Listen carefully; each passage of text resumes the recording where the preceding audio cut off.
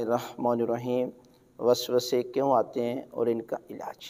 تو یہ یاد رکھیں کہ انسان جیسا سوچتا ہے ویسا ہی اس کا عمل ہو جاتا ہے، اور جیسا انسان کے اندر ہوتا ہے ویسا ہی باہر نظر آتا ہے۔ اور اس لیے ماہر نفسیات کہتے ہیں کہ انسان وہ کامیاب انسان ہے کہ جو اندر سے کامیاب ہو جائے، باہر پوری دنیا اسے کامیابی ہی کامیابی نظر آئے گی، لیکن جو اندر پہ ہے۔ اور اسی طرح کہتے ہیں کہ جو انسان اپنی ذات پہ اعتماد نہیں کرتا، یقیناً اس پہ دنیا اعتماد نہیں کرتی۔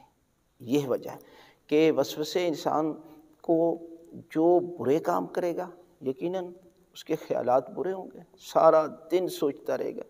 جس طرح ایک صاف ستھرا پانی ہو نا، چل رہا ہو، یقیناً اس میں اچھی چیزیں پیدا ہوں گی، مچھلیاں پیدا ہوں گی، لیکن ایک گندگ اور اس قدر گندا پانی، وہاں پر گندی چیزیں پیدا ہوں گی۔ اسی طرح اگر آپ کا خیال پاک ہے نا تو آپ کا عمل پاک ہے۔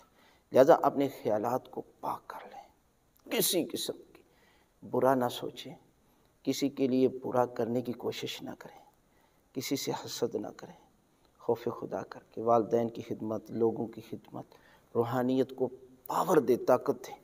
تو یقیناً جب آپ نماز بھی پڑھیں گے تو کبھی بھی آپ کے ذہن میں وسوسے اور خیالات برے نہیں آئیں گے۔ یہ اس کا بہترین علاج یہ ہے کہ اپنے خیالات کو پاک کرو۔ یقیناً جب آپ پاک کریں گے تو آپ کا عمل بھی اس طرح خوبصورت اور پاک ہو جائے گا کہ پھر اگر آپ نماز پڑھیں گے تو نماز میں بھی ایسے وسوسے، گندے خیالات نہیں آئیں گے، اس لیے کہ خیالات کا آنا یہ دلیل ہے کہ آپ روحانی لحاظ سے کبھی نہیں طاقتور نہیں۔